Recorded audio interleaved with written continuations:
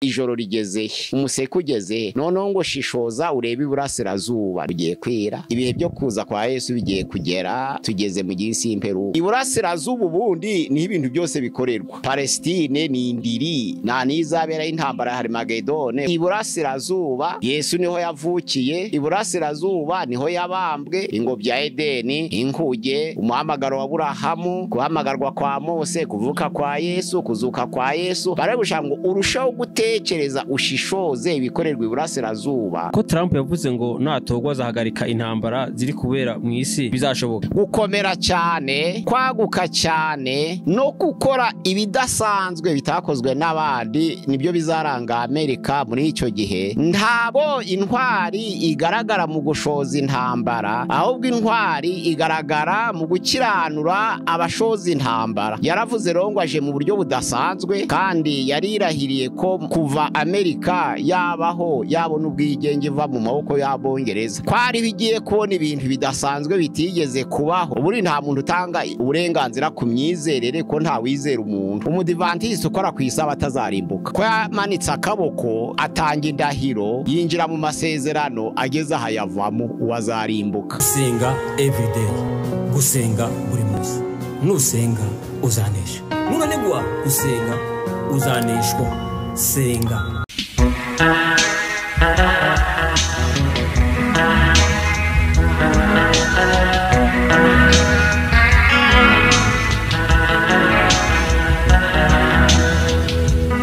Igihe irashitse cy'abantu bakunda Imana, ukwiye gusenga mumve no mukuri.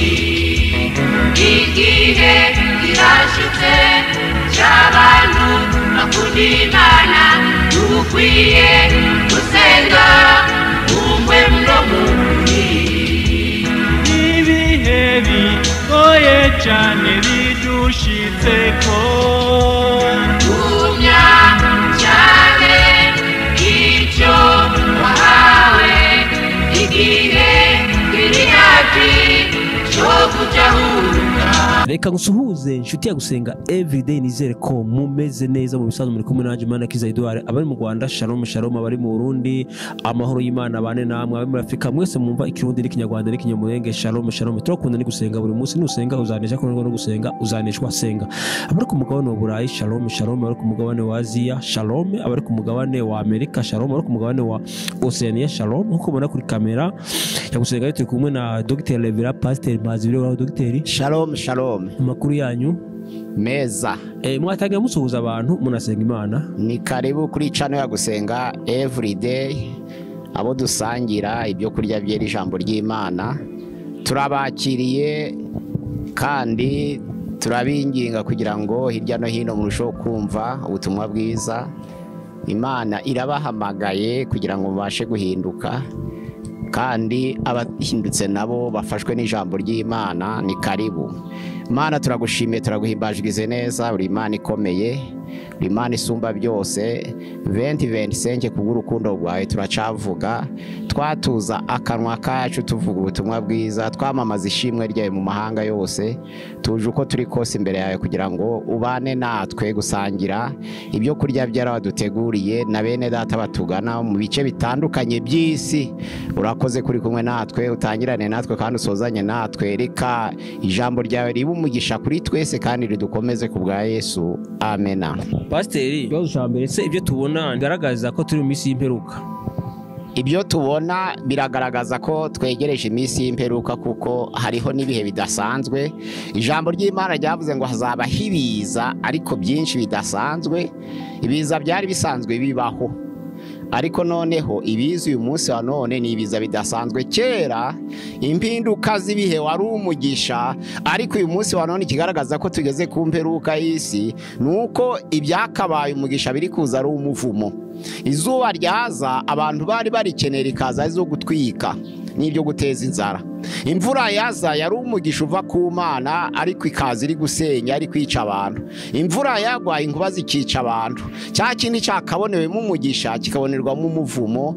Ni ibintu bigaragaza neza ko kugaruka kwa Yesu kwegereje. Bakoze Pastor ko Trump yavuze ngo natogwa azahagarika intambara ziri kubera mu isi bizashoboka. Avuga mu gika ca mbere mu gihe cyo kurahira yavuze ikintu citwa ngo stronger, greater and far more exception. Nubango yaravuze ngo gukomera cyane, kwaguka cyane no gukora ibidasanzwe bitakozwe n'abandi nibyo bizaranga Amerika muri icyo gihe. Ariko noneho rero yaravuze ngo azahagarika intambara, ariko mu magambo yakoresha yaravuze ngo ntabo intwari igaragara mu gushoza intambara, ahubwo intwari igaragara mu gukiranura abashoza intambara. Yaravuze rero ngo aje mu buryo budasanzwe, kandi yarirahiriye ko kuva Amerika yabaho yabona ubwigenge iva mu maboko y'Abongereza kwari bigiye kubona ibintu bidasanzwe bitigeze kubaho.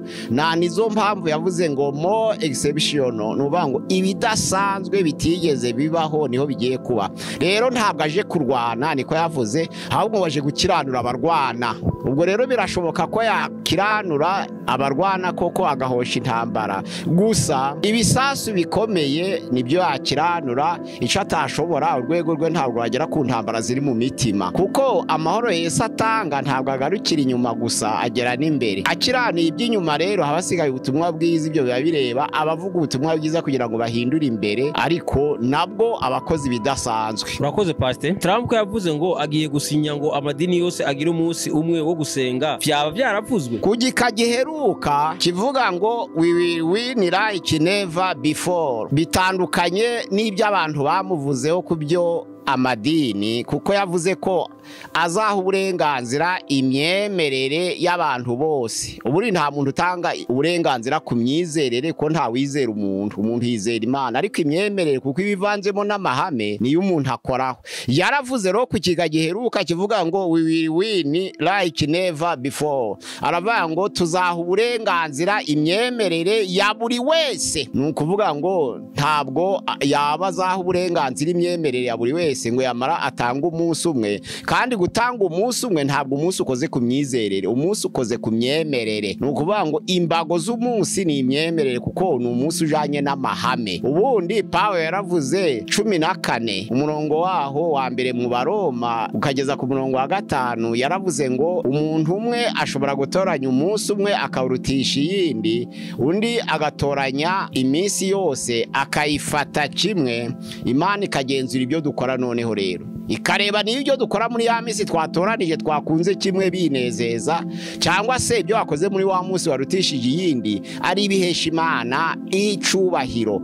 Ico gihe rero kuvuga ngo abantu bazasenga umunsi umwe, ibyo ntibizashoboka. Hari abafashe umunsi bawushira mu myizerere ku buryo noneho rero bitashoboka ngo ahindure, ahubwo yakwemera gupfa. Bamwe basenga ku wa gatandatu, abandi basenga ku wa karindwi, abandi basenga ku wa mbere w'icumweru. Abo bose ni ibintu bifatanye n'amahame, ntabwo ari ibintu bijanye n'imyizere, kuko kwizera Imana ni imwe, Yesu ni umwe, Umwuka Wera ni umwe, noneho n'imyizerere ni imwe, ariko abantu baratandukanye. Nuvuga ngo imyemerere itangiriye aho abantu batangiriye, ntabwo imyemerere ikora ku myizerere. Abantu bashobora gusenga umunsi umwe cyangwa basenga umunsi umwe, ariko imyizerere twizera kimwe, kuko ari ukwizera Imana imwe. Hari abizera ibigirwamana, ibyo nibyo ntibibareba, ariko abizera Yesu Kristo nk'umwami n'umukiza akababera umuhuza w'Imana n'abantu, nibyo yashatse kuvugaho. Yavuze ko azaha uburenganzira imyemerere y'abantu bose. Hari ijambo rivuga ngo muri Yesaya igice ca 21 umurongo waho n'uwa 11 ku ya 12, haravuga ngo murinzi we Siyoni ngo yarabaje ngo ijoro rigeze he, umusekuri hafi ntiburatandukana. Yaravuze ngo bugiye guca kandi bugiye kongera kwira. Ariko muri Yobu igice cyaho ca 14 umurongo wa mbere haravuga ngo umuntu wabyawe n'umugore arama igihe gito, kandi ico gihe gito kikuzuramo imibabaro. Akenshi abantu bavuga iby'imperuka n'impera y'isi kubera bamwe barama igihe gito, kandi umuntu urama igihe gito abashaka impinduka zihoraho. Ariko biragaragara ko ibimenyetso byuzuye bwire bugiye guca kandi ngo buzongera bwire, niko umurinzi yashubije ngo bugiye guca kandi bugiye guca bwongere bwire. Umurinzi w'Isiyoni arabaza ngo ijoro rigeze he? Ibihe byo kuza kwa Yesu bigiye kugera, tugeze mu gihe cy'imperuka. Pasi iyo umuntu avuze ngo bugiye guca bwongere bwire, abantu bakumva iki? Iyo bavuga ngo ubundi hari ijambo ry'umuhanzi yavuze ngo ntacu shishoza, Yesaya igice cya 21, ntacu shishoza Iburasirazuba. Ni ukuvuga ngo Iburasirazuba urabona ni muri Palestine na Israel, baba bashaka kuvuga ngo kwerekeza ubwoko bw'Imana, bashaka kwerekeza ku bya rusengero, bashaka kwerekeza kuri kiriya kimenyetso cy'umutini ugiye gushibuka. Ntacu shishoza Iburasirazuba, kuko abanyabwenge bavuye Iburasirazuba bayobe n'inyenyeri barakurikiye bageze i Buyuda bavuga umwami wavutse ari hehe, ariko ijambo ry'Imana bavuga ngo bari bavuye Iburasirazuba. Ahico gihe hari Babuloni. Ubwo ni ukuvuga ngo Iburasirazuba ubundi ni ibintu byose bikorerwa. Palestine ni indiri na izabera intambara hari Magedone. Ku ijambo ry'Imana riravuga ngo Iburasirazuba Yesu niho yavukiye, Iburasirazuba niho yabambwe. Ariko urebye Aziya ni indiri y'amateka y'ijambo y'iby'Imana byose. Bashaka kuvuga ingobyi ya Edeni, inkuge, umuhamagaro wa Aburahamu, guhamagarwa kwa Mose, kuvuka kwa Yesu, kuzuka kwa Yesu. Baragushaka ngo urushaho gutekereza ushishoze ibikorerwa Iburasirazuba. Noneho uwo muhanzi yaravuze ngo umurinzi aravuga ngo ijoro rigeze, umuseke ugeze, noneho ngo shishoza urebe Iburasirazuba. Nico bashaka kuvuga. Ngo bugiye kwira. Bugiye kwira. Bugiye kwira. Ese hari izindi ngingo zigize imihango ya Trump mu ndahiro ye ku itariki ya 20 z'ukwezi kwa mbere? Yarabivuze bikomeye kuri tariki ya 20 mu gika ca 4. Igika ca 4 kiravuga ngo American unifying behind our agenda. Ico tugomba kuretena hanga yavuze ko azakora cyane ku burezi. Yaravuze ngo uburezi bwo muri Amerika kuva Amerika yabaho ntabwo bwateje imbere abana, ahubwo ngo bwabasubije inyuma, kuko ngo umusaruro uri kuva mu bana bari kwiga uyu munsi wa none, niko yavuze ngo nuwo korora ibirara, noneho bikabura ukoza soni imbere y'amahanga. Amerika nk'igihangange kiswe igiteye kisi, ariko abarangije muri Amerika ugasanga nibo ba mbere bitoje kunywa ibiyobyabwenge no gupfa mu mutwe, kandi barangije amashuri. Aravuga ngo ico kintu agiye kugikuraho. Ntabwo abanyeshuri bazongera kurangiza ari ukoza soni, ahubwo bazarangiza ari intangarugero ku isi, kuko agiye kwigisha ngo ikintu cyitwa integrite, ikintu cyitwa competence, ikintu cyitwa loyalty. Nuvuga ngo integrite, competence, loyalty, nuvuga ngo agiye kubyinjiza mu bantu kugira ngo umwana uzarangiza ye kubura ukoza soni ku Amerika, ahubwo abere intangarugero ku banyamahanga bose. Noneho abantu bose bifuze kuba Amerika, kuko twari ngo yaravuze ngo twari tugeze mu gihe cyaha abantu nta wakwifuza kuba Amerika, ariko yaravuze ngo abantu noneho kubwe bagiye kwifuza kuba Abamerika, kubwe bagiye kubyifuza. Education ngo agiye kuyivugurura. Icya kabiri cy'ikimenyetso kigaragara, yaravuze ngo ntabwo Amerika izongera guceceka ku buyobozi bwe igihe habaye nkibiza bikomeye.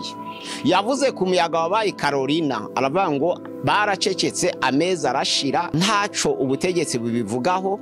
Avuga ku muriro wa inkongi Los Angeles, aravuga ngo uriya muriro ngo abantu bagize uburangare bukomeye, suko ngo Amerika yananiwe kuwuhosha, ahubwo ngo habaye uburangare bukomeye. None aravuga ngo kudaceceka imbere y'ibiza bizi Amerika bije kubarimbura.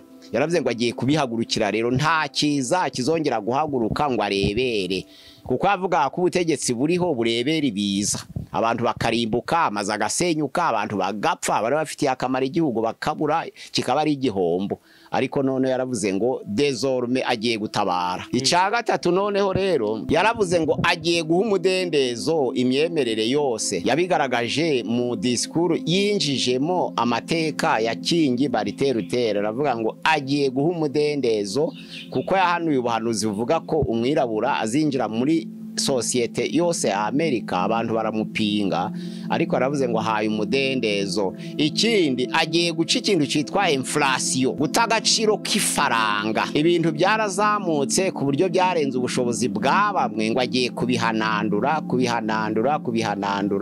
noneho ngo buri wese agere ku rwego rwabasha kwigurira ikintu, kwiha ikintu, kwiyubakira inzu.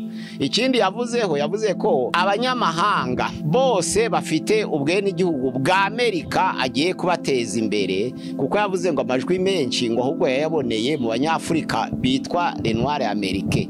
Niho yaboneye amajwi menshi, rongo azabateza imbere, ngo hateze imbere aba Espanyol bariyo ariko bahawe ubwenegihugu bw'Amerika, ngo ikintu igiye kurwanya byimazeyo.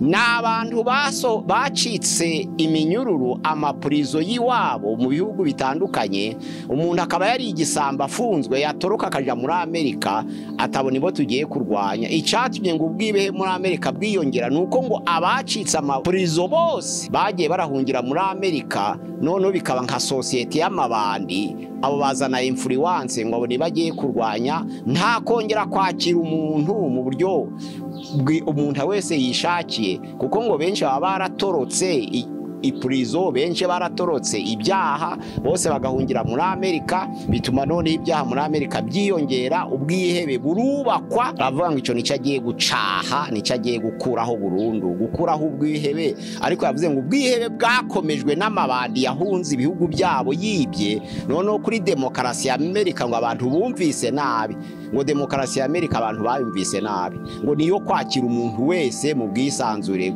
Ariko yaravuze ngo we ngo akwiyemo kwakira amabandi yacitse ibihugu byabo, none wese agatorokera muri Amerika, ntabwo azongera kuyakira. Azahwa gusa, azarinda umuntu ufite ubwenegihugu bwa Amerika ari umunyamahanga, ariko umuntu w'ikibandi utorokeyeho kuko yibye ntazongera kumushigikira. Iyo demokarasi ngo yayikuyeho gushigikira amabandi no kubaka imbaraga mu byihebe. Kandi abantu benshi abanyafrika bavuga yuko Trump ngo yanka ngo abanyafrika ngo yanka abantu birabura. Abo yanga n'abanyamahanga bariyo, ntabwo ari abamabara atandukanye bariyo ubwenegihugu bwa Amerika, kuko akunze abirabura bo muri Amerika kandi n'abirabura. Ariko ico yanga n'umubandi watorokeyeyo.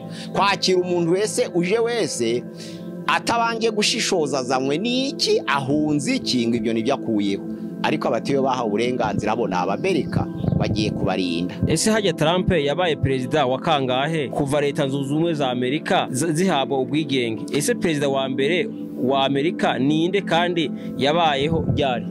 Amerika yahawe ubwigenge mu 1776 harere 4 juillet, nukuvuga ngo ariko perezida wa mbere witwa George Washington yabayeho yimye mu 1789 arangiza mu 1796 apfa 1798. Niwe perezida wa mbere witwa George Washington, iyo myaka niyo yabayeho. Urakoze paste. Ubwo rero Trump wakaba baye umuperezida wa 47 utangiriye kuri George Washington, kuko we asubiyeho bwa kabiri. Bamwe bavuga ko Trump ariwe kuro wa kabiri, akaba ariwe uzubaka urusengero rwa Yerusalemu. Bigeze Bibiliya ntaci bivugaho, ayo na makuru y'iruhande, kuko Yesa 45 iby'umwami kuro byaravuzwe. Ijambo ry'Imana rivuga ngo ibyini by'Uwiteka avuga ku mwami kuro, uwo yimikishije amavuta, aravuga ngo azakenyuruza amahanga yose kubwe, ngo kandi azakingura inzugi n'izibitabashwa, kuko abahaye imbaraga zidasanzwe. Iriya jambo ngo kwimikisha kura amavuta ntabwo byavuze kuri Trump, ariko abantu baravuga ngo Trump ni kuro wa kabiri. Noneho rero kuba ku rusengero byanditswe muri Ezira igice ca mbere, aho kuri ubwe yivugiye ngo Imana irampamagaye, ngo kandi ngirira icizere kugira ngo nyubakire inzu, nyubakire urusengero. Aravuga rero ngo mutahuke mugende mwubaka urusengero kubw'imbaraga ze. Nuvuga ngo Nebukadinezari yari yarabafashe bugwate, ariko Imana kugira ngo ibakure mu maboko ye yimika witwa kuro, imuha imbaraga zidasanzwe. Noneho kuro imwimikisha amavuta. Si uko yamwimikisha amavuta ngo ahinduke umukozi w'Imana ngo arakijijwe, ahubwo yamwimikisha amavuta kugira ngo agire imbaraga zidasanzwe zo guhangura uburetwa Nebukadinezari yarashizeho Abisirayeli. Aravuga ngo ngiye kubatahura. Abayuda baratashe, bagiye kubaka kubaka urusengero kandi Imana yabimbwiye kandi Imana yantoranije kandi yangiriye icyizere byanditswe muri Ezira igice cya mbere cyose aho ahuza no muri Yesaya 45:1-5 ugasanga Imana yari yarabiteguye kuri Trump rero nta kimenyetso muri Bibiliya gihari ariko abantu bari kuvuga ngo ubwo agiye guhosha intambara mu mahanga yose z'amasasu nizo mvuga simvugize imitima ashobora no gutanga itegeko kubaka urusengero ariko atari urusengero rw'Imana ahubwo ari urusengero rw'ubwoko nk'uko ingoro zahozeho hari urusengero rwa Salomo hari urusengero rwa Zerubabeli hari urusengero rwa Herode uru ruzaba rubaye ishusho y'urusengero rwa kane ariko rw'isi ubwo rero Trump rwo yarwubakisha kuko abishoboye ariko icyo atakubaka ni urusengero rw'Imana ruvugwa mu Byahishuwe igice cya 21:22 nirwo atashobora ariko urw'isi rwo yarushobora rutitwa rw'Imana ahubwo rw'ubwoko none se urusengero ruvugwa mu gitabo cy'Ibyahishuwe n'igice cya 20 ubwo rusengero ninde azagubaka ntigwaba ari ubwo uko Yesu naza oya ntabwo ari rwo ruvugwa mu gice cya 21:22 n'urusengero rw'ijuru n'ubwiza bw'Imana bashaka kuvuga n'imibiri y'abantu ntabwo bashaka kuvuga inyubako ntabwo ari inyubako oya kandi biva ngo turebere ku mutini ko biva ngo turebere ku bushibuka k'umutini kurana ukubakwa ntikwatangiye muri 39 aho habaye jenoside y'abayuda ku badage bisha abayuda abadage igihe cyo gufata umwanzuro wo gutahuka Roche Chade amaze gufata umwanzuro habaye ikintu citwa Declaration Balfour yo kuvuga ngo abayuda batataniye mu mahanga yose batahe muri rere patrie batahe mu gihugu cabo babubakire aho kuba niko batahutse rero ariko muri 33 abantu batangira kubareba nabi akarengane ka jenoside y'abadage bica abayuda bituma umwanzuro w'amahanga ufata ko abayuda bagomba gutahuka uko gutahuka rero niko gushibuka k'uwo mutini noneho muri 48 bahabwa ubwigenge nk'igihugu ca Isirayeli niko gushibuka ariko siko gukura kwawo niko gushibuka ubwo rero kubaka urusengero intandaro y'intambara igihe cyo kubaka urusengero hariya habaga urusengero azaba ari inzu y'abantu ntabwo azaba ari inzu y'Imana nk'ikimenyetso ahubwo cyo kugaruka kwa Yesu kuvuga ngo ikimenyetso kandi kugaruka kwa Yesu ntabwo urusengero rwo mwijuru arico kimenyetso ahubwo n'urwo kwisi none se pasiteri ko Bibiliya ivuga yuko akiza kazasubira i Yerusalemu kandi Bibiliya iyo tureba ubundi Isirayeli akaba ari isi ya Bibiliya iyo tureba bya n'ibimenyetso biragaza kuza kwa Yesu ariko ryo rusengero nyene kuko n'undi rusengero z'irusengero bagiye bazisengera mu n'undi ruzaru rusengero bazasengera Imana ikawumuntu nose ubu ntihari sengero ntabwo ubwo kumva kuko ubwoko bw'Isirayeli ya kuva Yesu Kristo yaza bahindutse nk'abandi nta munyamahanga nta muyuda nta mugiriki nta mugore nta mugabo nta w'imbata nta w'umudendezo kuba umwihariko w'ubwoko bw'Imana nk'abatambyi b'ubwami nko kuba morongo y'Uwiteka yanditswe mu Kuva igice cya 19:5 kugeza kwa 6 byavuyeho Petero ya mbere 2:9 aravuga ngo twese noneho abemeye Yesu Kristo nk'umwami n'umukiza turi abatambyi b'ubwami turi ubwoko bwatoranijwe turi ishanga ryera turi abantu Imana yaronse ngo twamamaza ishimwe yaduhabaga ikadukura mu mwijima ikatugeza mu muco w'itangaza hariya ntabwo bavuga abayuda abatambyi b'ubwami n'abemeye Yesu nk'umwami n'umukiza urusengero ruzubakwa rero ntabwo ari urw'amaboko y'abantu kuko mu byakozwe n'intumwa igice cya 17:24 haravuga ngo ndirahiye Uwiteka ntabwo nzigera ntura mu nzu yubatswe n'amaboko y'abantu ahubwo ni rwa rusengero ruvuga ngo ngeze mu ijuru Ibyahishuwe 20:22 ntabwo nabonye y'urusengero ntabwo yanabonye y'inyubakira iyo ari yo yose ahubwo nabonye ubwiza bw'Imana arirwo n'ubw'umwana w'intama arirwo rusengero rwaho ntibazakenera kuvirwa n'umuco kundi kuko umwana w'intama ariwe muco waho none se pasiteri kuri muravuga yuko rusengero ari rw'abantu none se abantu nibasenga nubwo nibasenga abisirayeli bagakoranira hamwe bagasenga Imana ntizabumva abisirayeli babambye Yesu bazarwubaka ntabwo ari urw'abakristo n'abisirayeli babambye Yesu tubyumvikaneho abisirayeli baracasimbaraye kumana n'amategeko ya Mose na n'uyu munsi wa none abo bategereje kurwubaka banyuriye kuri Mose batanyuriye kuri Yesu urwo n'urwo abantu none Imana ntabwo izabumva nubwo basengera mu ngo rusenga Imana izigera ibumva iyo Yesu atari umuhuza w'Imana w'abantu nukuvuga ngo nta wundi watugeza kuri data ntawe, nta wundi watugeza ku Mana ko Yesu ni umurengeze kandi ari buryo bwasa dusabira, Mose saradusabira. None ni kuvuga ngo icyo uvuga rero ni kuvuga ngo ayandi madini yose asenga Yesu atari umuhuza ntago bazaja mu ijuru. Bakanyura he? Ninje nzira n'ukuri n'ubugingo, nta uja kwa data ntamujanye, bazagezweho nande. Yohana igice cya 14:6 aravuga ngo ninje nzira n'ukuri n'ubugingo, nta uja kwa data ntamusa. Banyura he?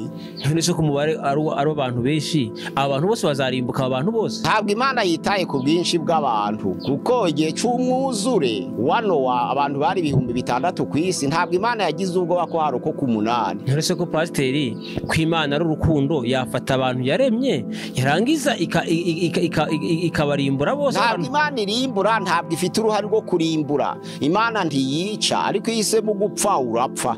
Guteka kwa kabiri igice cyaho ca 3:15 haravuga ngo mwana w'umuntu nshize imbere yawe ibintu bibiri nguhitemo, hari ibyiza n'ubugingo, hakaba n'urupfu n'ibibi hitamo. Urahitamo ibibi n'urupfu arapfa, urahitamo ibyiza n'ubugingo arabona ubugingo buhoraho. Imana ibyo kuvuga ngo hahisemo benshi ntabwo bikiri mu nshingano zayo, biri mu nshingano byo ubushobozi yaduhaye. Guhitamo ni ukwacu, kuko yaduhaye kumenya, iduha gutekereza, iduha kurihitamo, iduha n'umudendezo. Guhitamo ni uko umuntu yahitamo n'abagapfa, ntaho byongera gukora ku Mana ngo irica. Oya, abataremeye Yesu nk'umwami n'umukiza bose bazarimbuka, ko ntawe uzabageza ku Mana uretse Yesu. Ijambo ry'Imana mu byakozwe mu gice cyaho ca 4:12 aravuga ngo nta rindi zina ryahawe abantu munsi y'ijuru, ko nta rindi zina abantu bakwiriye gukirizwamo uretse Yesu Kristo wenyine. Nta rindi. Utazamira Yesu Kristo nk'umwami n'umukiza azarimbuka, atari uko Imana imurimbuye, ari uko yahisemo kurimbuka. Ntabwo kurimbuka Imana ibifitemo uruhare, kuko Imana ni urukundo kandi iremwe mu rukundo. None se pasiteri kw'Imana izi byose, izitangira ry'umuntu ikamenya n'iherezo, umva se Imana itabizi yuko uzarimbuka nuko oya kumenya ko uzarimbuka ntibisobanura ngo kugushora kukurimbuka. Imana ishaka ko abantu bose bakizwa bakabona ubugingo buhoraho, ariko isemo kurimbuka ntabwo irwana nawe. Cyatumye itarwana nawe nuko Imana yamuhumekeye mu mwuka w'ubugingo kugira ngo ase nayo.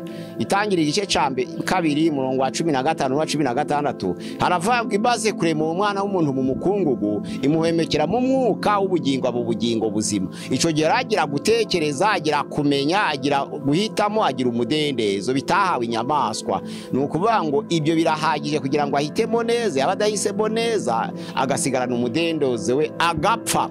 Niba ashaka gupfa apfe, ntabwo Imana izamubuza gupfa. Kumenya ko azapfira bizi, ariko kuvuga ngo niyitumye apfa siyo ko yamuhaye ibyiza. None se pasiteri kw'Imana ari urukundo, ikabishobora byose, ikabizi byose, umwana wawe wabona agiye kugwa mu muriro ntumugarure? Icyatumye imuha umwuka wo gutekereza n'umwuka wo kumenya n'umwuka wo guhitamo, ikamuha umudendezo kwari kugira ngo abikore ko biruzuye. Uwo yagatabaye n'utagira ubwenge, n'utagira gutekereza, kandi Imana ni ukubahiriza umurimo wayo. Imana kugira ngo igiye gutekereza, igiye kumenya, igiye guhitamo, igiye umudendezo, itahaye ibindi biremwa kwari kugira ngo use nayo. Ni ukuvuga ngo umunyarwanda asa n'Imana, umukongomani asa n'Imana, umumerika asa n'Imana, umuhunda asa n'Imana, ubundi bwoko busa n'Imana, amahanga yose asa n'Imana. Abantu bose ku ruhu ntabwo basa. 8 n'igice bose ntabwo basa, ubwo ni ubuhanga bw'Imana. Nta usa n'undi. N'abavutse ari impanga, iyo bageze kuri bariyere bakarambikaho ikiganza barafatwa. Ni ukuvuga ngo nta muntu usa n'undi. Ariko kuvuga ngo twese dusa n'Imana, twaremwe mu ishusho yayo, ni umwuka w'ubugingo Imana yahumekeye mu muntu imaze kubureba mu mukungugu, niwo usa nayo. Ni ukuvuga ngo umwuka w'ubugingo watuma umuntu amenya, agatekereza, agashobora guhitamo niwe usa n'Imana. Ntabwo rero guhitamo kw'Imana yaba yaragushize muri wowe ngo wongere ubwenge iziguhitiremo. Urakoze pasiteri.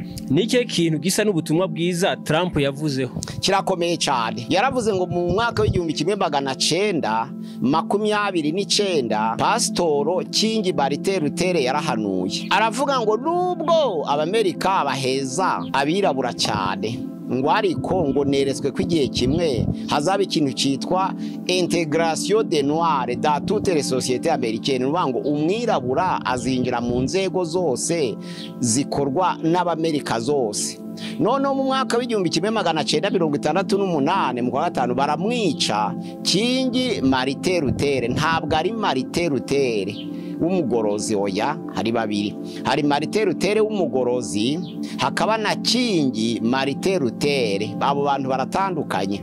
Kingi Martin Luther ni umupasiteri w'umwirabura w'umumerika waharaniye uburinganire cyangwa se kungana kw'abantu mu miryango yose. None haravango integration de noir, umwirabura zinjira aho umuzungu akorera hose. Bazagendera muri bisi bombi bari kumwe, nta kibazo kizabaho. W'ico gihe abazungu bagiraga amabisi yabo n'abirabura yabo. Umwirabura n'umuzungu bazarongorana. Turuwa umwirabura igihe kimwe azategeka Amerika. Ubuhanuzi busoreye kuri Obama, Trump yaravuze ngo ntago kwari ukubisoza. Yaravuze ngo ibyari gusozwa ngo niwe ugiye gusoza ibyuzuye. Nizo mpamvu yavuze ngo stronger, greater, far more exception. Nuvuga ngo azakora n'ibyo Obama atakoze. Nubwo Obama yabaye perezida, byarahanuwe kumwirabura zinjira mu ngeri zose z'ibyicaro by'ubuyobozi bwa Amerika, ngo ariko bagiye gukora ibidasanzwe bitigeze bibaho. Ivuga butumwa rero rya mbere ni ugusohora kubwo buhanuzi bwa Kingi Martin Luther, utandukanye na Martin Luther. Kingi Martin Luther yabayeho mu 1929 apfa 1968 yishwe n'abazungu kuko ahanuye.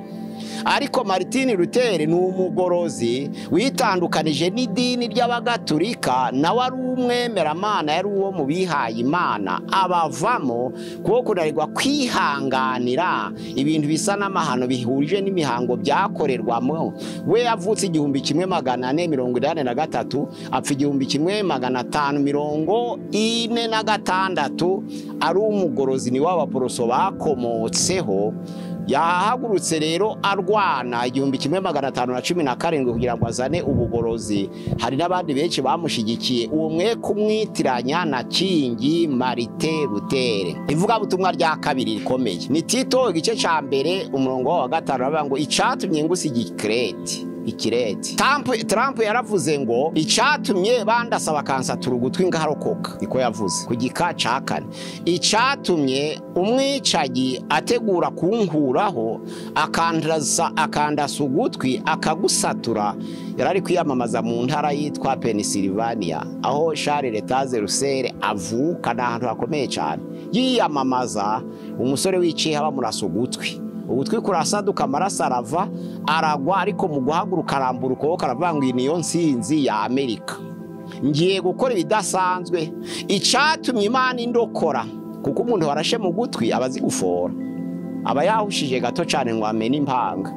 Umuntu warashe ugutwi agahusha impanga, Imana yari ibirimo kugira ngo nzakora ibya Amerika bose batakoze mu myaka 250 kuva Amerika yahabwa ubwigenge. Nzakora ibidasanzwe, nzakora ibyo batigeze bakora, nzakora ibinejeje. Amerika izaba igihugu cyo kwifuzwa. Ubutumwa bwiza rero, Imana ishobora kukurokora ibiza kugira ngo uzakore ibidasanzwe, niko yavuze. Aravuga ngo nzakora ibidasanzwe. Niyo zo mpamvu iri kigika ca nyuma yavuze ngo we win like never before. Tuzatsinda kandi dutsinde kuruta insinzi zose zigeze zubaho, kuko yagiye guhaguruka ashira ukuboko hejuru ngo niyo nsinzi ya Amerika ibonetse ubwa mbere mu bantu 46 babayeho bayobora. Nta wigeze agera kuri iyo nsinzi ngiye kubakira Amerika. Amerika izifuzwa, Amerika izatera imbere, Amerika izaba urugero, intangarugero ku banyamahanga bose, kugira ngo umuntu wese aje aravuga ngo icampa nkaba umumerika. Icyakora yibagiwe akantu gato kuvuga ngo ncama nkaba umumerika, yavuga ngo icama nkaba umukristo, kuko Amerika bafite abapagani. Oya, Trump ni umukristo, ni umukristo, ariko kuvuga ngo icama nkaba umumerika ntibisobanura ngo icama nkaba umukristo. Hano kuvuga ngo yabivuze uko nyene uko azi ko ari umukristo, niyo mpamvu yavuze yuko agomba kugarura Amerika mu gaciro. Yavuze ko Amerika yatakaje ubukristo. Yego, nizo mpamvu ibyo kwica mu mutwe babishira mu ishuri, ngo byatangiriye kwinjizwa mu ishuri, aho abantu babaye indiri y'ibyihebe, kandi Amerika ariko yakuba intangaruyo. Kwitwa igihangange ku isi ukabindiri y'ibyihebe, ukitwa igihangange ku isi ukabindiri y'ubwicanyi, ukitwa igihangange ku isi ukaba indiri y'amakimbirane n'ubugome nibyo yanze. Aravuga ati rero abantu bose bazifuza kuba Amerika, iyo yongera ngo Abamerika b'abakristo kuko ari umukristo. Ni ukuvuga ngo mu ishuri barabigisha abana bakabigisha ko nimba uri umukobwa wavutse uri umukobwa ko ushaka guhindura kuba umuhungu bishoboka babihindura, ariko byavuze ko agiye kubihindura, agiye kuba ibitsina bibiri, agiye kuba abagabo n'abagore. Trump yarabivuze asomye mu Baroma igice ca mbere murongo waho wa 24 kugeza kuri 28 avango abantu benshi kandi byatangiriye muri Amerika gukoresha imibiri yabo ibinyuranije n'iby'Imana yaremewe. Ibintu agiye gukuraho homosexualite, agiye gukuraho bestialite, agiye gukuraho sodomi, agiye gukuraho masturbation, agiye gukuraho byinshi bidasanzwe bitigeze byabayeho nk'amahano, agiye kubikuraho. Gushakana kw'abahuje igitsina agiye kubikuraho. Trump masturbation agiye kubikuraho, ukwikinisha lesbianisme abagore barangorana agiye kubikuraho. Bestialite abararikira amatungo abikuyeho vuba n'ibindi nk'ibyo. Urakoze Pastor, twumvise ubusobanuro bw'umunsi umwe wo gusenga ku bantu bose. Ese umuntu ashobora kurimbuzwa n'umunsi? Biterwa. Muri Ezekiel igice ca 17 umurongo wa 18 haravuga ngo yatanze indahiro amanitse akaboko ageze hava mu masezerano ntabwo azarokoka. Ni ukuvuga ngo umuntu warahiye amanitse akaboko imbere y'iteraniro cyangwa imbere y'urusengero akavanga ikintu zagikora nubwo caba atari icyaha camukoraho kuko avuye mu ndahiro yarahiye amanitse akaboko kandi yamara akava mu masezerano. Umudivantiste ukora ku isaba atazarimbuka ko yamanitse akaboko atanga indahiro yinjira mu masezerano ageze hayavamo uwazarimbuka. Ariko umuntu utarayirahiriye ntabwo azarimbuka oya, ariko yayirahiriye izamurimbura. Icyo gihe rero ntabwo azaba arimbuwe n'isabato, ahubwo azaba arimbuwe n'icyaha cyanditswe mu Baroma igice cya 1 umurongo wa 31 cyo kuva mu masezerano. Hariya mu Baroma 1:31 bavuga ngo abava mu masezerano bazarimburwa n'amasezerano barahiye bamanitse akaboko. Nubwo watanga indahiro imbere y'iteraniro ngo ndirahiye ndi imbere y'Imana sinzarya inyama, ntabwo kurya inyama ari icaha oya, ariko amarukarengaho ukazirya zizakunyura mu mazuru kuko uzaba wibohesheje indahiro. Ni ukubanga ikintu abantu bicwa nacyo ni indahiro. Ndetse n'abatangaga imiti ya kinyarwanda ya gakondo bajaga barashiraho indahiro bakavanga uyu muti ugiye kunywa, nurangiza kuwukamura ibyatsi uzabijugunye inyuma yawe uhagaze hagati y'umuryango ubicishe hejuru y'inzu. Nuvuga ngo kurikiza ayo masezerano wagize, iyo yavuyemo birakwica. N'isabato nuko, no gutega ibitambara nuko, ibintu byose abantu biboheye. Oya ukiri ngaho kuvuga ngo igitambaro umuntu yarayatijewe nzambara igitambara akakivanamo kandi ningikuramo kagira ijambo mvuga Imana izanyice. Icyo gihe arahira imbere y'Imana kutega igitambara si icyaha no kutagitega si icyaha, ariko agiye kwibohesha indahiro. Uwo muntu ugiye kwibohesha indahiro rero izamukoraho wenyine, ariko umuntu winjiyemo azi ko gutega igitambaro no kutagitega ari cyo kimwe ntaco bimutwaye. Kugira ngo indahiro rero yawe y'isabato ye kugukoraho wararahiye umanitse akaboko ukava mu masezerano, nuko waja mu itorero ridafite iyo byizerere. Icyo gihe uba wisosoye mu ndahiro ntabwo yazagukoraho. Nurese Pastor ku Pastor arahira ati je nzubahiriza gahunda z'amategeko yashizweho n'itoro kanaka ruvuga ngo baraguse ejo none ukabaye umuyobozi mukuru kayahindura ntibikuberaho icyaha. Icyo gihe ntabwo icyaha ubukoze ari kiba kibaye igicumuro kuko ubemukiye babandi warahiranye nabo. Ubwo icyo gihe kirazamuka kikagera ku Mana. Niko mu Bakorinto wa 8 umurongo waho wa 10 kugeza 13 havuga wibohesheje indahiro imbere y'abantu. Yego, nubwo atari icyaha ariko ubemukiye abo bantu, ubwo bikomerekeje imitima yabo bigiye kuzamuka bigere ku Mana.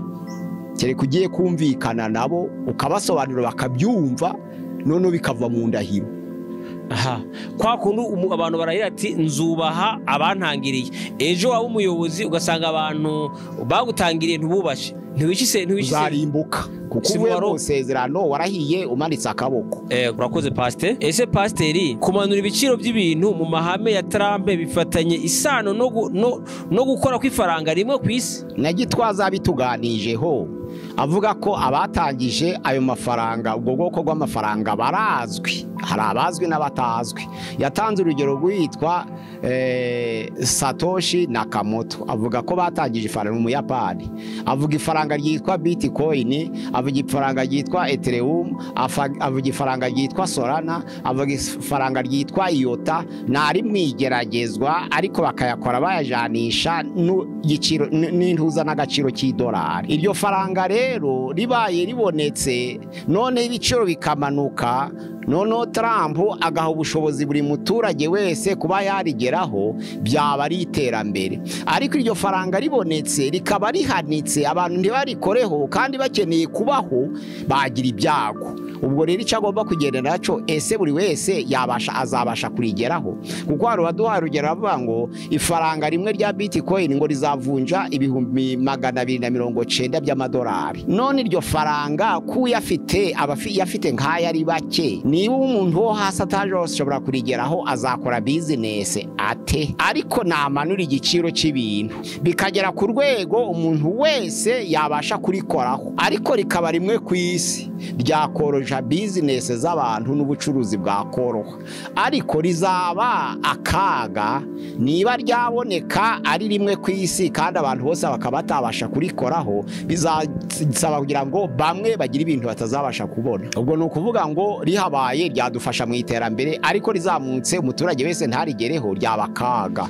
Ubwo rero ubwo bwoko bw'amafaranga bwaratangiye, ariko uyu munsi baracayagerageresha kugendana n'igiciro cy'idolari, kuko nibyo bajanishana. Kuko ari Trump wabivuze, ni ukuvuga ngo bigomba kugendana n'idolari, nto byagena n'Ama.E, kuko Amerika ikoresha idolari. Ku isi rero idolari niyo rifite umugabane munini wo gukora, nizo mpamvu bayakuza bayajanisha n'idolari. Twarikenera ari uko buri wese yarikoraho, ariko ridusumba twese byatubabaza rigahinduka akaga. Pasiteri, reka tugushimire tukubwire ngo Imana igumugisha, reka dushimire n'abarwanya natwe muri kiganiro, tukubwire ngo Imana igumugisha, reka dushimire umuntu ufata ibiganiro byacu akabisharisha akabiparitagisha cyangwa akabiheza inshuti, kubwire ngo nawe Imana igumugisha. Reka dushimire umuntu uzufata akanya akadusengera, reka tubwire ngo nawe Imana iguhe umugisha. Pasiteri, sinzi ko ikintu wakongeraho. Murakoze. Chano ya Gusenga everyday ni 078 666 966 20 078 666 966 20 kuri chano ya Gusenga everyday. Pasiteri, reka tugushimire tukubwire ngo Imana, reka tubashimire mwese mwaremanye natwe n'ikiganiro, tubabwire ngo ikiganiro naho butaha. Shalom shalom Shalom. Gusenga everyday, gusenga buri munsi. Nusenga uzanesha, nunanigwa gusenga uzaneshwa. Senga.